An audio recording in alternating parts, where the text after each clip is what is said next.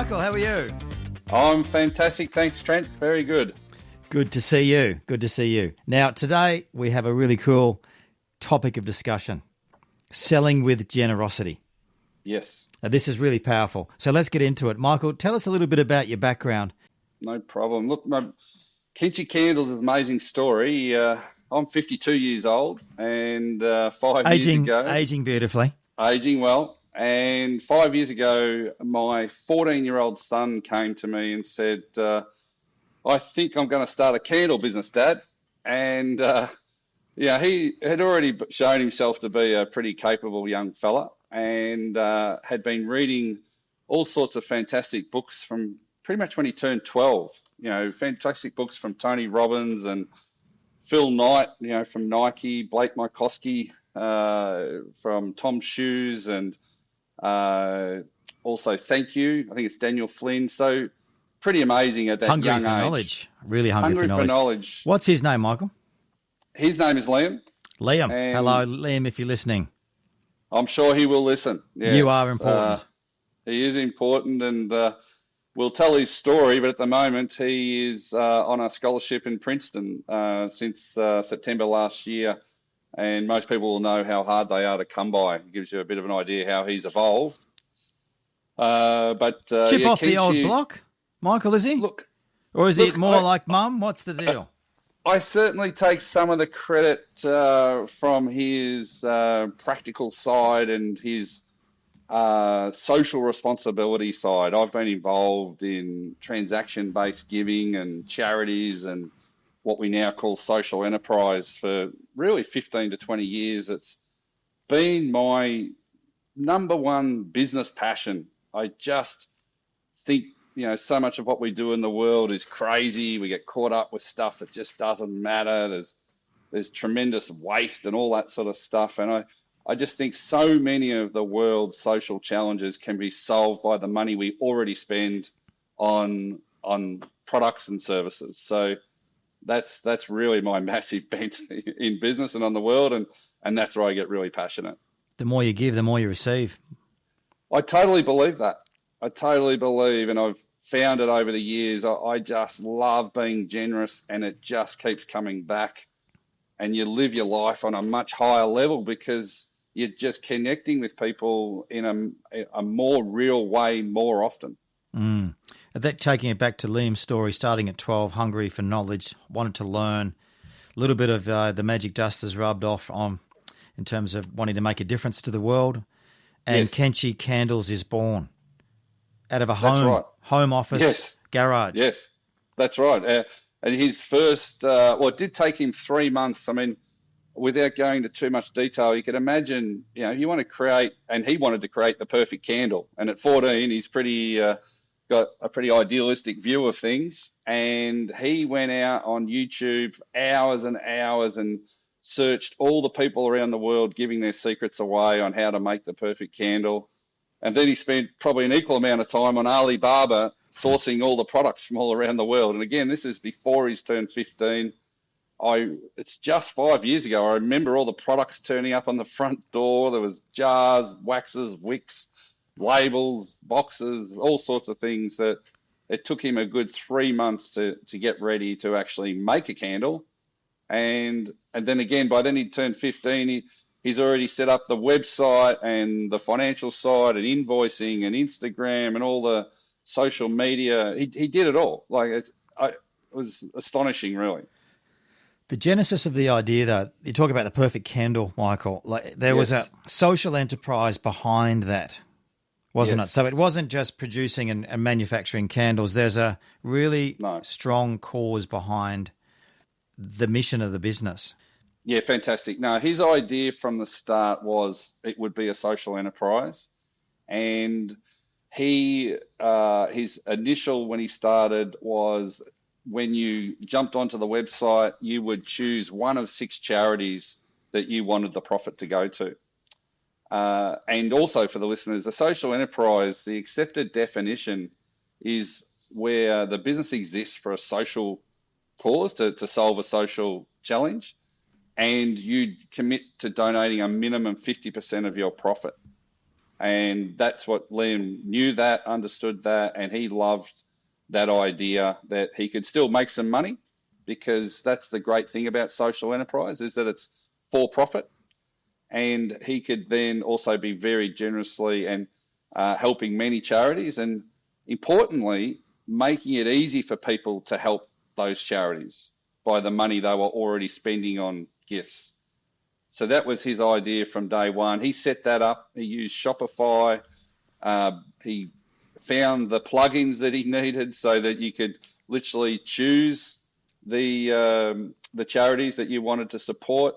And in those early days, it was $10 net donation out of every candle sold. That money now goes to specifically to Food Bank. So not the 6 charities, it goes specifically to Food Bank.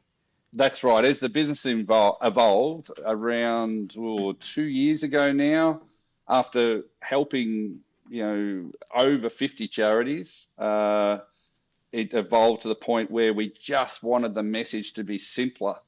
And we're now doing a much more retail, and it had to be a simple, strong message. And we'd already had a lot to do with food. I'd had a lot to do with food for 15, 20 years, and the craziness of the fact that in Australia we produce enough food for 75 million people, and yet we still have a major hunger problem with disadvantaged people in the country. And so we saw that as the most impactful way that we could go out and make a huge difference and have a story that resonated with the majority of people. And it's topical at the moment because there's pressure on these social enterprises like Food Bank to get more food because of the pressures, the financial pressures on cost of living's increasing, sailing into a recession. So this becomes even more important. And of course, we're in summer now, but in winter, obviously it changes again, doesn't it? So the pressure's always there. The pressure's there. And food, there's a lot of other social challenges that are much more difficult to solve. Whether you talk about housing and all sorts of other things. But with food, we live in a lucky country. It's plentiful. And you want to give your neighbour food. You want to, friends and family. It's about food. And we should be able to live in a country where no matter who you are, where you're at, there is plenty of food for everyone. And then we worry about solving more difficult challenges. And that's our view. So we just think, the organisations like Food Bank, we don't need any more. There's a lot of great organisations out there. Food Bank is the biggest. Food Bank is the charity that all the other food charities go to get a lot of their food or all of their food. So it's the most practical way to distribute to every type of disadvantaged person in society that you can think of. So much waste when it comes to food as well, Michael, isn't there? So amazing how much food we throw out. Yes. No one really should be going hungry. 25 million people. No one should be hungry, but it's a harsh reality for many, many families. Yeah, it is, and it does go right to the heart of our community, the Australian community, that we should be all desperate to know that there's people that aren't going hungry. It's not, if we were just living in Bendigo and there was 100,000 people there and that was the total of Australia, then you can get your head around, we can feed all those people. But at 25 or 27 million, it's the same. We can get this done. There's just a gap that needs to be breached. 85% of it is actually getting handled. We've just got to get this final part, and business is the best way to do it because government's got no more to give. The philanthropists are out there doing great stuff, and we need this whole world of social enterprise to grow and take advantage of the trillions of dollars that flow around in our economy and have a greater percentage going back to these types of things. It's really pretty simple. Spread the love. Share the love. Yep. Let's talk about the magic in the sales process, Michael. Yes. The secret sauce, so to speak. So you're a very successful salesperson in your own right. I want to link that between, obviously, we have a a way of selling that I really believe in, which is selling like you are fighting for a cause, which is the deep-seated belief that you have in your product, your service, how you're helping people. Yes. You found the benefits of getting behind Kenshi and getting behind your son's business, the way that operates, and then linking that to the way that you're selling in business. So I'd like to unpack that a little bit. For sure. Look, before Kenshi, I had a office supplies company for 20 years, and it was called Make a Difference Office Supplies. And we had a great way of our customers would earn giving points, and then they would choose which charities they wanted to support out of their giving points. And then the charities would get all this value in giving points, and they would get a whole lot of free product. And I did that in that business for the same reasons that I've done it now with the photocopiers and printers. Is I look at what I need to do to feel great about what I'm doing, like to feel super passionate. I build it from the ground up. Passion. I just, life, we all know life is too short and there's no guarantees. And most of us still get, a little bit too caught up in the small stuff sometime, although I try very hard not to, trying so hard to keep it real. And yeah, I reverse engineered when I moved into the photocopier and printer game. I created a Make a Difference program, and we donate back around 1/3 of the commissions to fund enormous volumes of food. And that took what is really a commodity these days, photocopiers and printers. They're all pretty good. The brands are good. The service varies, but that took it into a whole new realm. I've never seen myself as selling photocopiers and printers. I'm really out there to feed as many people as I possibly can. And I just use the money that people already spend in that area of their business to do it. So it's a whole different conversation. I mean, I've partnered with a fantastic company, what I truly believe is the best photocopier company in the country. They got 250 5-star Google reviews. They provide amazing service, amazing value. They've got great brands. So who are they? Give them a plug, please. I'll give them a quick plug. That's Digital Document Solutions. Digital Document Solutions. There you go. Yes, lots of reviews. That's a good sign. Oh, it's a very good sign, and everyone loves to hate their photocopier. So to get 250 odd 5-star reviews, and I might add none less than 5 stars. And I didn't think photocopiers still existed, to be honest. No, I know. So you've enlightened me there. It's aging. It is. It's more about document management, but. Taking it back a little bit, Michael. Just taking it back a little bit. So you aligned that concept of fighting for a cause to selling copiers by having a point system that would encourage customers to then buy more and then donate to their selected charity.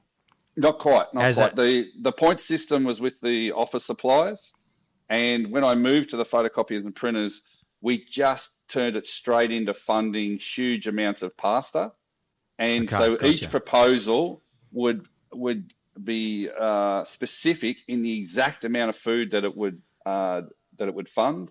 And at the end of every month, we go and buy that pasta from a fantastic company called Bond Food, and then we donate that primarily to Food Bank, but also to Fair Share, Second Bite, Oz Harvest, Vinnie's, Solon Seeker Resource Centre.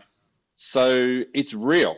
I'm always just searching for realness. I'm desperate for stuff to be real. And so just donating the money does not cut it for me. Man's search for meaning. Yeah. Must have meaning. It would be a part of my advice to anyone out there, searching for, to create real passion in their sales team and their sales process is you can't just donate money. It just doesn't work. We're not built that way. Mm-hmm. You've got to get involved. You've got to go and understand the cause that you're supporting and really put the resources of your business towards solving problems they've got. Get behind it and be full on and get your sales team connected to it and then unlock that passion. And that's all I've done. I just think food, it's so bloody ridiculous that there's not enough of it. And I've tied that to a boring business expense, photocopiers, and pretty much broken all the rules, broken all the sales goals and everything. and I spend most of my time speaking to companies about how they can bring more giving into their business. Brilliant. How smashing goals, number one. I love working with number one. Yes. There's always a number one Yes. in every business. You know, where are they? Who are they? What do they look like? What are they doing differently? So Yep. why does it work for you? It works for me because it's real, because I am so genuinely passionate. And the other key part is Can we break that I'm down being, a little bit, Michael, though? Yep. Like that realness. So how's that translating to improving relationships, I guess? Is it, or is it a disarming quality, or is it showing the customer a different side of you that connects with them, with the person? Yes. It's all those things. The key part for me to unlock this certainty that I'm providing amazing value to the client is I know I am being generous. I am being as generous as I possibly can be with our giving. And then I know with my absolute heart and soul that I am helping this customer feed the most possible people.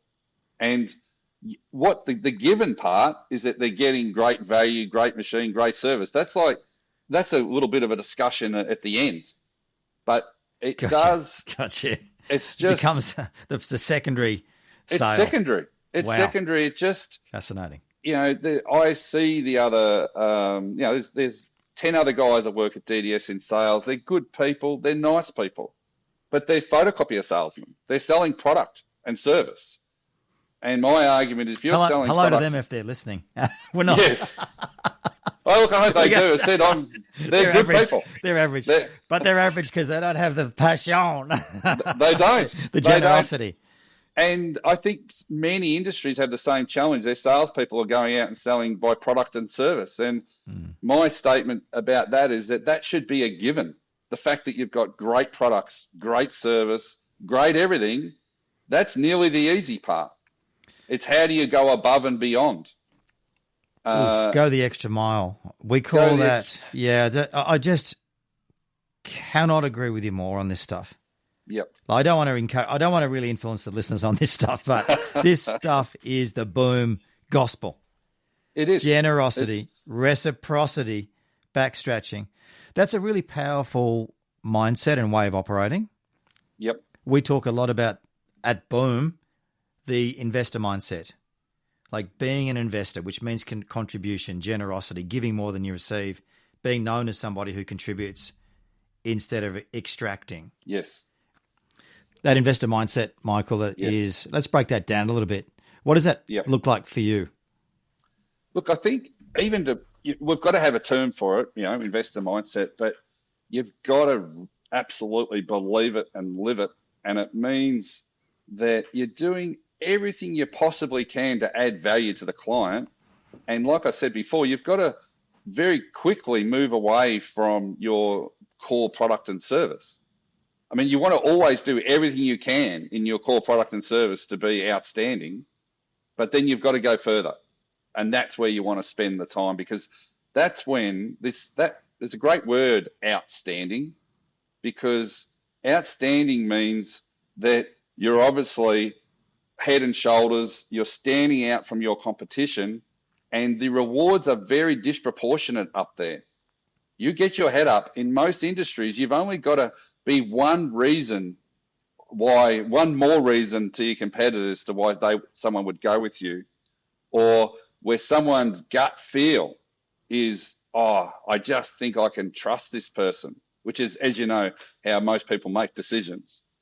And that's where this investor mindset, that's what that unlocks, is the gut feel of people thinking, I reckon I can trust this person. I think they're going to do what they've promised to do. That's the real secret in all of this, by being genuinely focused on trying to do everything you can to add value to the client. They feel it because we're social animals. You listen to Simon Sinek, who's pretty awesome, and we just feel it. We just know that this person's the real deal. Trust equals risk, though, doesn't it? There's always an element of risk when you're trusting somebody. Look, so when you're coming from a place of generosity, you're saying that helps to alleviate that? gives people a Yes. stronger sense of who you are, your character. Can I Yes. trust this person? Because I'm Yes. getting 3 quotes.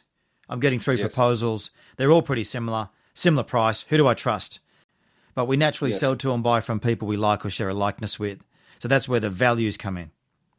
Yes. So we're saying, I have really strong values. Here they are. Here are my beliefs. Here's Yes. what I believe in. I only sell what I believe in. And Yes. I'm this is- only going to sell this to you if I believe it will help you.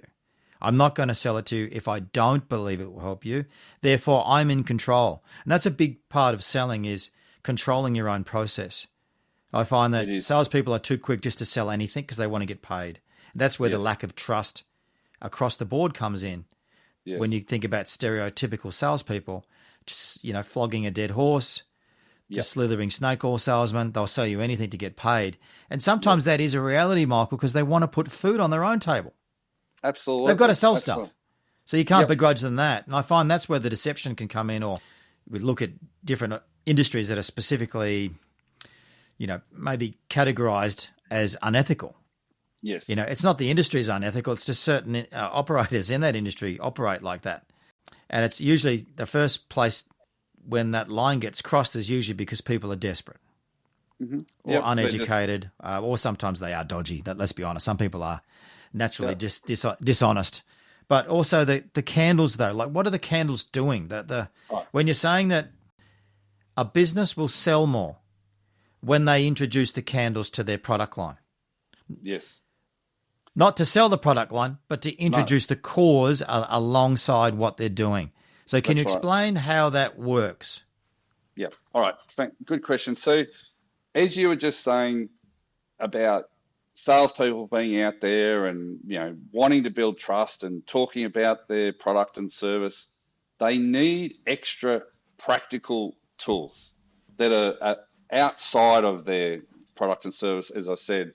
And what we've stumbled on, thanks to Liam as a 14-year-old and me just being a good dad and giving out candles here and there and telling them about my son's business. So I wish I had have actually gone about this with a little bit more, certainty and realized what I was doing. We literally stumbled on this thing that when you go and tell the story, an inspirational story about, in this case, a young person who wanted to go out, make the world a better place, and then within a year got introduced to refugees from Myanmar that have now, for the last 4 years, made the candles here in Melbourne. And we've now made over 50,000 candles. So that added to the story because Liam couldn't keep up with the demand and he was going into year 10 and he had to find a way to keep making candles. He was employing friends and all that sort of thing. So that got added to the story. And then when we made the impact simpler and more powerful with funding food, then and having partners like Food Bank and others, then obviously that's another critical part of the story. So when you share that in the sales environment, that we're partnering, with this fantastic social enterprise, and we're funding enormous amounts of food. Our customers are behind this, and the candle is quite unique. If you try and think of a similar product that has an emotional element to it, that nearly every house has candles. Obviously the vast majority of women love candles, but don't leave the blokes behind too much, because there's a more than 50% of blokes love a candle. And it's there's the emotional side of candles just by themselves, that often it's the symbol of relaxation. It's hang on a sec, Michael. It's the symbol. I cannot help that the image that I have when you're sharing that is showing the customer a different side of you. Yes. Your real side. When you talk about being human and us, humanizing you Yes. are important.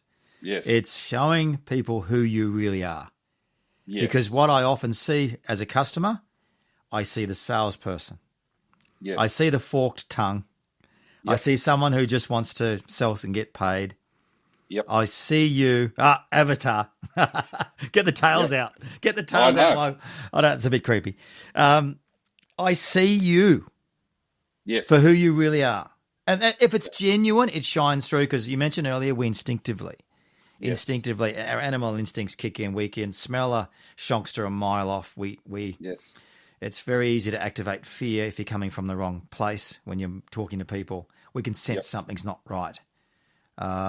People have different sensitivity levels. I know that, but that's really interesting. So, showing the customer who you really are, and what That is your the answer. values. Yes, that is the answer. That's what the candles enable you to do. Is it? And in me, obviously, Liam's my son, but it doesn't matter if he wasn't. In some ways, it would be easier if it wasn't, because people think, oh, he's your son, that type of thing. Yeah. But it just makes it so much easier to be genuine, real, passionate, and I love a lot of Tony Robbins stuff, and he talks The about great man. the 6 human needs and contribution, growth and contribution. The last two, we've got to contribute. We're designed as human beings to live in communities and go and support each other, and that's instinctive as well. So this is a way where everyone can get involved. Everyone can buy. It's not, do we buy candles? It's, do you buy gifts? Because the candles make a great gift. It's better than a bottle of wine. It's better than chocolates. It's because people don't know what wine they drink and all those sorts of challenges. Universal language of generosity. Yes. When do you ever knock back somebody who's coming from a place of generosity? Yes. That's a really potent way of operating, I think. So, Yep. Are you generous? How generous are you? Great question. What are you doing over and above? That's the question for everyone who's listening, to think, how generous what are we you doing?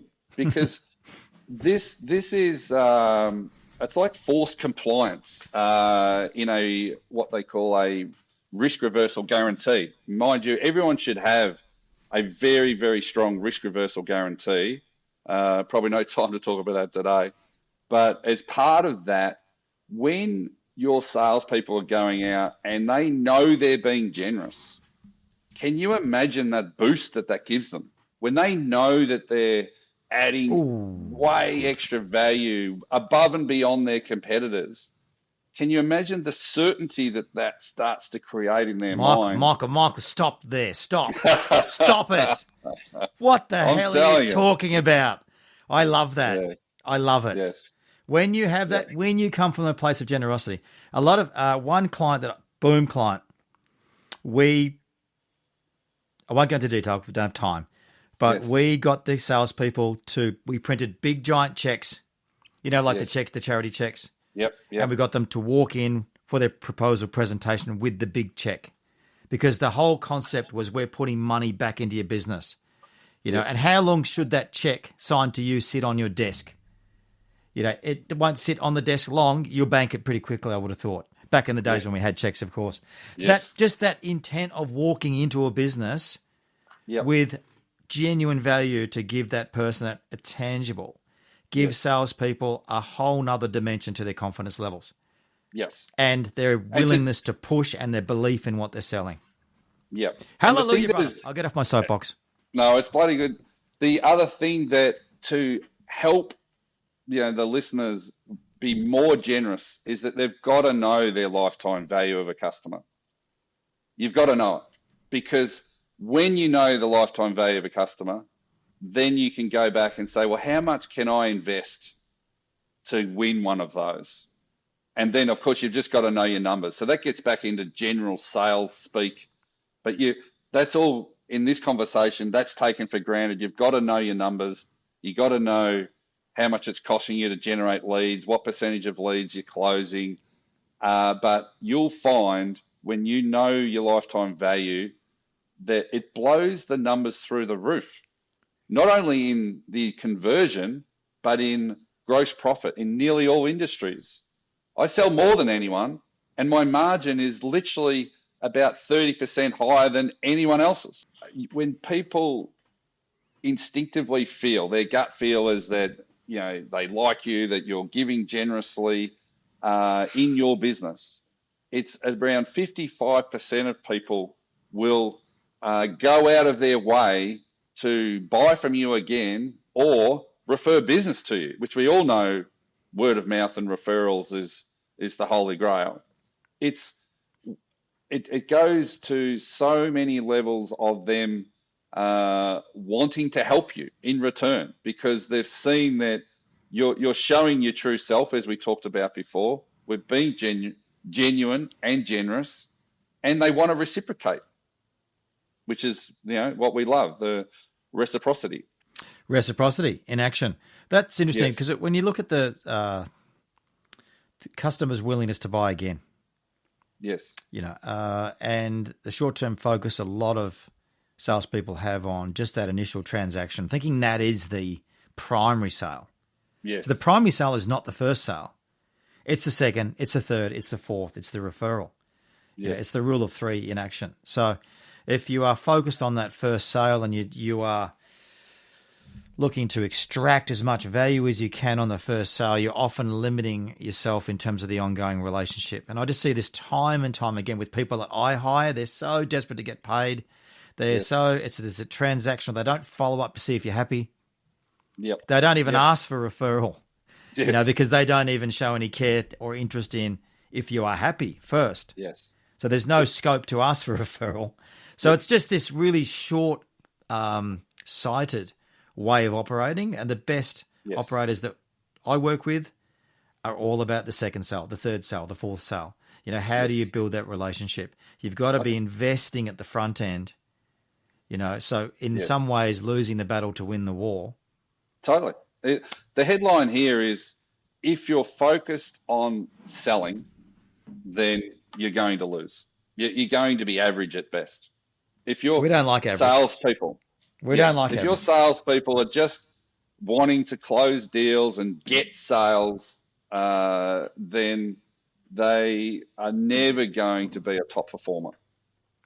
And as importantly, they're never really going to enjoy their job that much. The little bit of dopamine we get when we make a sale, okay, that's fine. But the holy grail is going out there, as we know, and absolutely loving what you do. You just got to love it. And so what business owners and sales managers and salespeople need to do is reverse engineer and say, what do I need to be able to offer so I could just go out and with so much certainty and passion and love my job? Because what happens then, I have built myself this amazing job description. Running Kenshi, our message attracts great people, just really good people that want to make the world a better place, and they're generous people, and they love what we're doing, and my day's filled with positive energy. I struggle to find a bad person. Yes. Because they're just not attracted to our message. And I'm attracted to it. Like a bee to a honeypot. As soon as I heard about Kenshi Mechi, I was in. Hence getting you on the podcast, getting behind what we're doing at Ausdare with the amazing team at Ausdare. Yes. Okay, so there's something here. I'm in a business. I could be customer service. I could be sales. I could be account managing. I could be consulting. Yep. It is a paycheck. So I am doing this to get paid. So if I flip that, I'm going to say, well, your first job as a salesperson are you making the world a better place? Is what you're selling or serving making the world a better place in the way that you can? And if the answer is no, then that's a pretty big red flag. That's right. Because you're not going to be there long. I've got no passion. I really care about what I'm doing. I don't care about my customers. It's a paycheck. That is danger. That is the harsh reality for many people, Michael. It is. And the world's changing, great. I'm very grateful. The world's changing very fast. It's sort of catching up to where I've been for ages. We just, more and more people, a greater percentage, are demanding that businesses prove to them what they're doing in the community to make our world more just and equitable. And that's a fantastic trend. That should make us all feel really good. And it's not just the younger generation, it's us 50-year-olds as well. we're all thinking, wow, this is bullshit. COVID was bullshit. We've got to be more real. We want to live our lives. We want other people. We don't want other people suffering that are living, close to us. Well, Anywhere in the world. Well, COVID was tough in Victoria. We know that. Hello to our friend Daniel Andrews. How he got voted back in, I'll never know, Michael. But that's a great conversation for another podcast, because the fact he did shows you the challenges that we've got. Just with people wanting to be protected, and I'm not smart enough to work it out, but he got voted back in. That's the reality. But Stockholm syndrome could be at its worst. Yes. But he's doing his job in the best way he knows how. Unfortunately, geez, that's where we have to be very, very astute in how we choose our leaders wisely, because we can see if we get it wrong, and we get in the wrong situation. Wow, that's a perfect storm of dysfunction. No, we won't get into politics today, but there's a little knife being thrown. That humanizing the sales process is the magic dust. Showing people who you really are. I'm really big on that, Michael. Showing people who you really are. And if you've got some quirk, bring it. You've got some serious quirk. Jacob's got some serious quirk. Your right-hand man. That's sort of being yourself, being 100% yourself. I think that's really potent. Look, if I can interrupt. So reciprocity, though. I want to dig into that. Yeah, go for it. Sure. I just want to stress that what the sales managers and managing directors and even the salespeople, they've just got to go and say, what do I need to do? What do we need to change? How can we add and look outside products and service and contribution? Who can we help? That's the shared value that we're accessing. In old sales speak, Tom Hopkins and Zig Ziglar and these guys, Brian Tracy. Hello, Tom and Brian. Yeah, I don't know if they're still going, but they're going. They're still going. Great for their time. Yes, and, true. But now, it's all about being more real and adding value outside of the core product. So that's what they've got to go and do. And then it's very disproportionate, the rewards.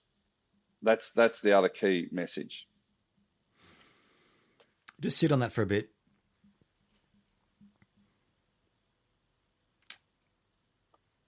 My dear old mentor, Big Kev, used to say, if you can't get excited about what you sell, get excited about how you sell it.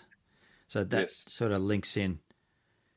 You have to be genuinely aroused by what you are doing day to day. If it's not exciting, what the hell is going on?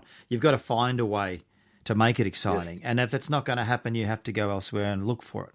Start your own business, or find somebody, take a pay cut and go and work for a company that, you believe is doing great things, and watch the passion flow. But I think the seduction is with the money, is we're chasing money. We must get paid. We must have the 2.2 kids and the white picket fence and everything else, and that goes with that. So we must get a mortgage. That's a trap. So there's lots of different traps that we fall into, which mean we don't often chase our passion. I think that's really interesting that you've been able to align your passion with Kenshi. Obviously, it's your son's brainchild. But then you've realized that, hey, there's some real magic in generosity and reciprocity. That when I'd really turn that on and introduce that with my main business, that what that activates is the magic dust that builds trust. It shows people who I really am. It helps me win more business, and it helps me build deeper relationships. So it's pretty cool. So how would let's say that I'm not aligned with Kenshi. I'm selling. I'm working for a company, and they're probably not going to do the Kenshi thing, or that's going to take time. Yes. What can I start to do now if I'm selling to activate, to sprinkle the magic dust, the generosity through? Doesn't matter what I'm selling. I really want to anchor this somehow and start using it. What's some of your tips or tricks or techniques? No, great question. So you've got to tie what you sell into a specific benefit for a social cause. Something that is very appealing to you, but also as appealing to the majority of the public out there. so that it takes away from you just selling your product and service. You've got to have something more, and the shared value is contribution, is helping others. We all want to do that. We all want to help people that are doing it tough, usually through absolutely no fault of their own. So tie that to your product and your offering. And you'll find that the more generous you are, and this is what we touched on before, but be very generous in what you donate, which is all I've done out of the photocopiers, is donate enormous amounts of food. We're up to 160 tons of pasta and rice that we have purchased. How many and plates? Donated. How many plates, Mark? Come on. 160 tons is 320,000 meals. Wow. It's a lot, and that's amazing. It is. It's huge volumes. It's pallets and pallets. You know, a pallet is half a ton of the spiral spaghetti, or if you really want to know, the long spaghetti is 960 kilos on a ton, on a pallet, I should say. So, and of course, pasta, because of its longevity.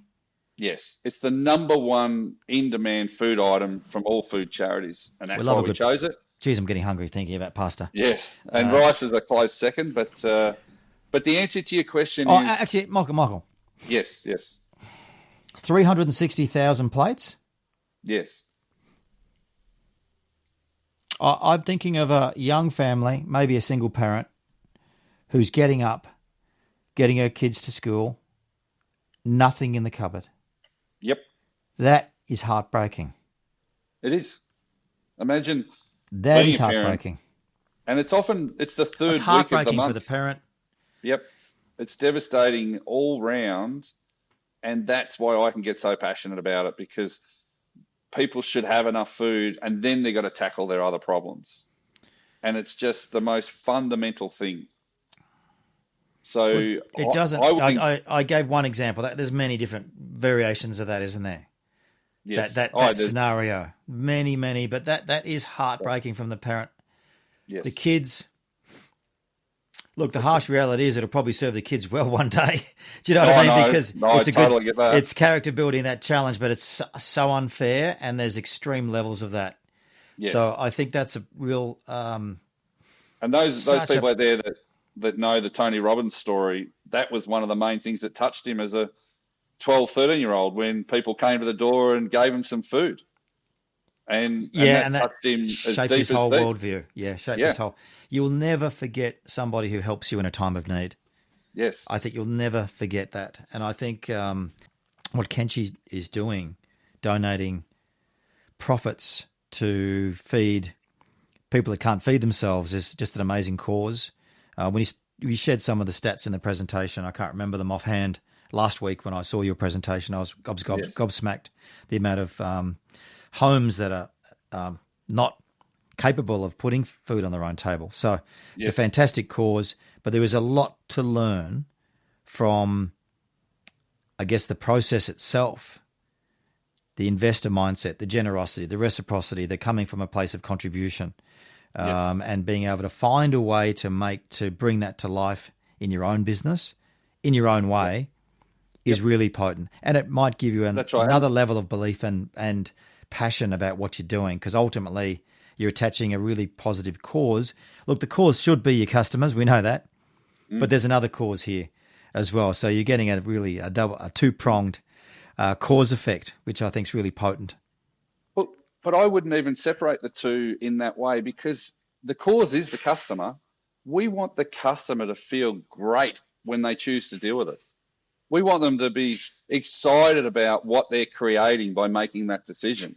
So it's still about the customer. You know, with photocopiers, typically we'll fund about 300 kilograms of pasta with one photocopier. And they know that. Plates? How many plates? 600 plates. I always pull Michael up on the plates. It's 300 and 600. It's double the kilos. So 600 plates. So that's cool. That's cool. It is about the customer. We want the customer. Everything I ever do is actually completely focused on the customer and making them feel great, helping them with their business, adding value in any which way I can. Well, it's lead by example, Michael, as well. You're role modeling. aspect to any business. You've got to have role models that are blazing the way. Yep. And another reason the candles are a great success in helping grow sales is when I often will give 30, 40, 50 candles with a photocopier sale, and they will take those candles and give them to their employees and their clients. So that's adding massive value to that client because I'm helping them build stronger relationships with the people that really influence, how well their business does. You are the ultimate back scratcher, which is the reciprocity sort of anchor, scratching backs. Because I've got a boot full of Kenshi candles he gave me, and I've been handing them out left, right, and centre. And that's one of your techniques, one of your tangible ways of demonstrating reciprocity and generosity is you give a lot of candles away, which are cost. They're at a cost to you, but that's part of the front end of your process, isn't it? Is that you give a lot of candles away. So you're investing, you're activating that investor mindset by giving a lot of candles away, and that feeds the front end of your sales process. Is that a correct sort of way of interpreting Definitely. it? Yeah, the candles, because the story is so genuine and real, inspirational, passionate, the candles are the best salespeople. That people open that candle, it's got life changing on the candle. They read about the story, and all of a sudden you're connected to that person at a much deeper level. So when I'm doing photocopiers and printers, I love being mad. I love being outrageously generous. But outrageous. Hang on. Back it up. All right. Outrageously generous. Hang on a sec. We got to use that somehow. You should use it. Oh, that depends. Righto. Outrageously generous. Yes. Seriously, what a way to describe someone. You've got to meet Michael. He is outrageously generous with his time, with his value, with what he does. You've got to meet this guy from Kenshi Candles. He is outrageously generous, and you will thank me for introducing you. Yep. That is a flaming referral. Yes? Outrageously generous. Good to me. I won't let a courier driver, we get stuff delivered to home all the time, I won't let a courier driver go without giving him a candle or her. And I can tell you, I've made so many people's day. I said, look, I've just got something for you. Even the Uber drivers. I give the Uber driver, I'm using Ubers all the time to move things around, and I always give them a candle. And it just blows them away. Okay, so we can think about... it creates raving fans. We can think about, as a business owner, what are you giving away that's going to activate outrageous generosity? So something to think about. It could be a Kenshi candle. Hopefully it is, because we want to give you a bit of a plug in a sec. It could be something else. That's the rule of three, like something,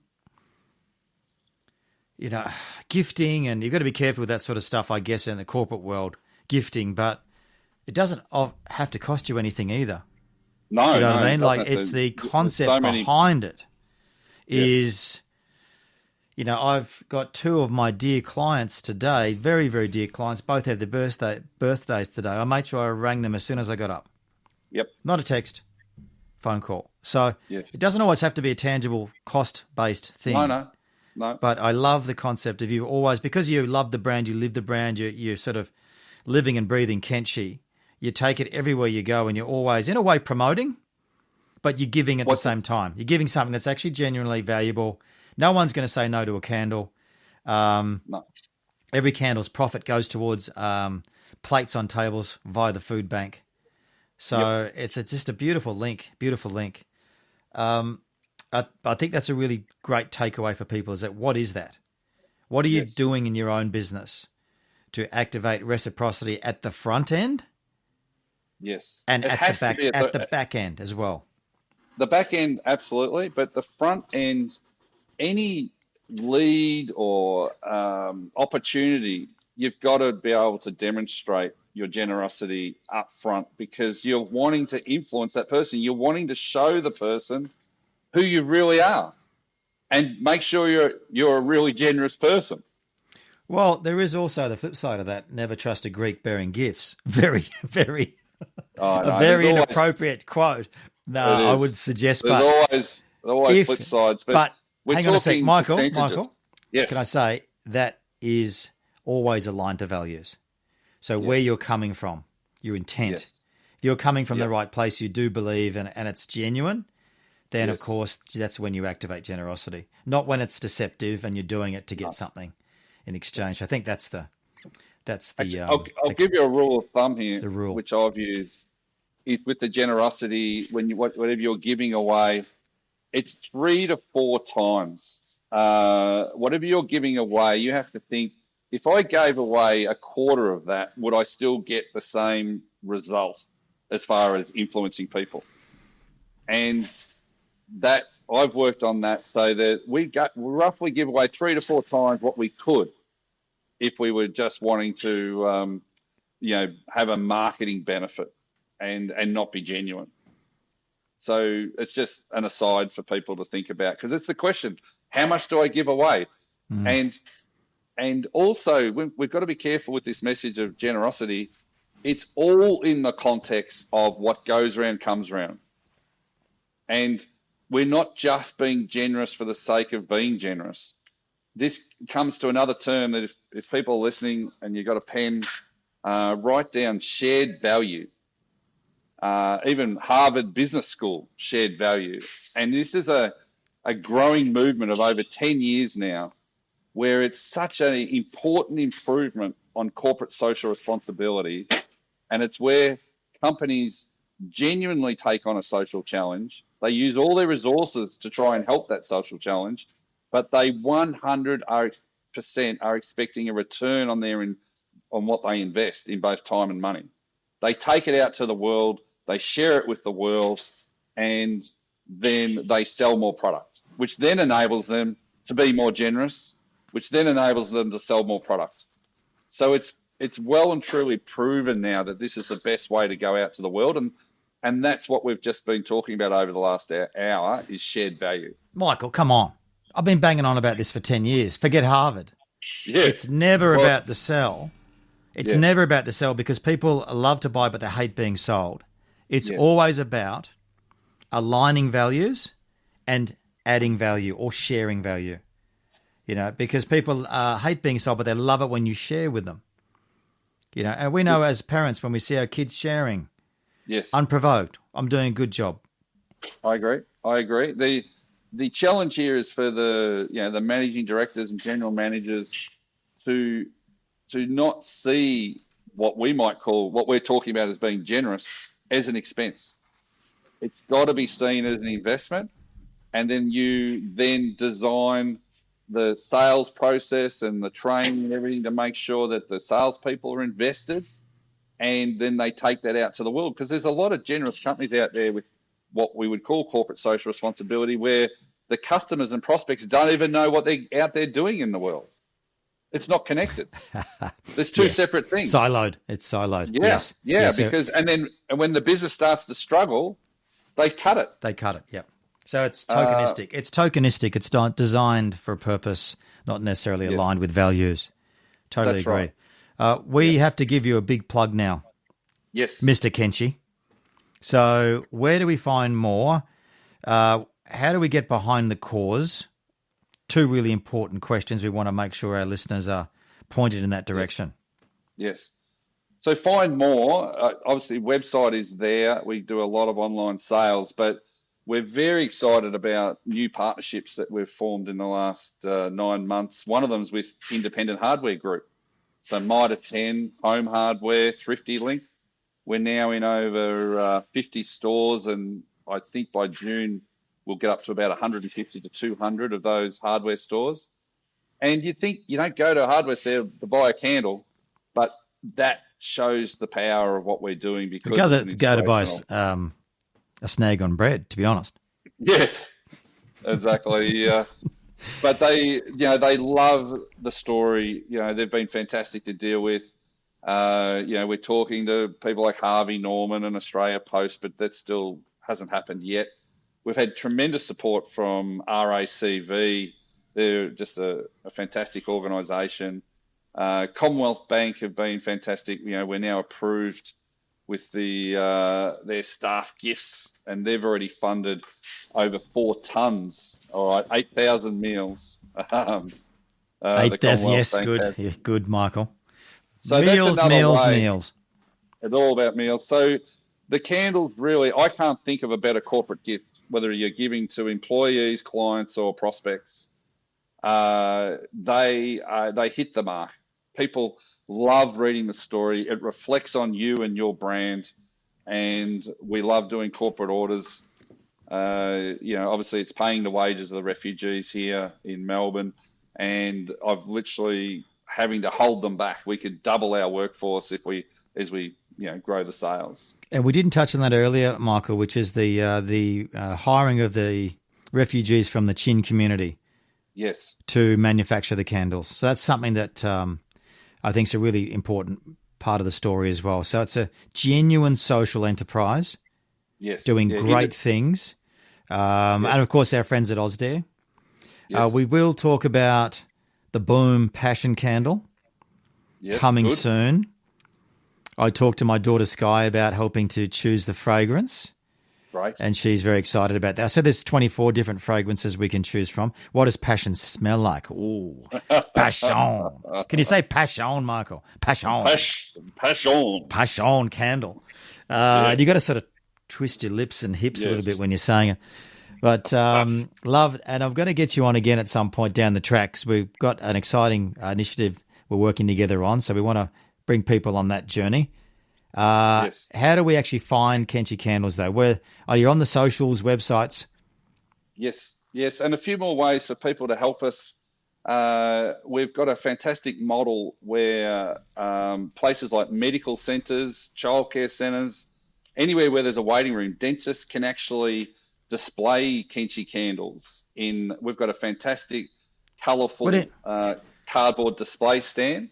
I'm just getting the wind up. I'm getting the wind up here, Michael, but we didn't touch on the aromatics.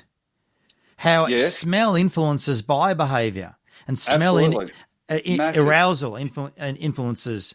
So the candles have a distinct smell. Yes. When people smell a pleasant fragrance, it's the scent, the smell sense is by far our most powerful, and it's the only scent that goes straight to our emotional part of our brain. So it just brings back memories, and it influences people in a positive way when it's obviously a nice fragrance. So in any sort of retail environment, and I want to talk about medical centres, that sort of thing, you walk in and it smells nice and your anxiety reduces. They do it in hospitals. They do it in lots of places. That's handy, particularly the highly strung like us. So kenshicandles.com.au. They can find everything they need to know about the Kenshi story. You're on Instagram, Facebook, all the socials as well. There's some really, really wonderful insights here, Michael, so I cannot thank you enough for your time. Let's think about the passion candle so we can really bring that to life. That's pretty cool. Looking forward to making that for you, and we're doing a few other companies as well at the moment, which is very exciting. So, many ways to make a difference. You are an absolute star. Thanks for your time, Michael. Yeah, thanks, Trent. Thanks for having me on. Trent is the Managing Director of Boom Sales, Australia's #1 sales training and development company. If you'd like to accelerate your sales growth and profitability, go to boomsales.com.au.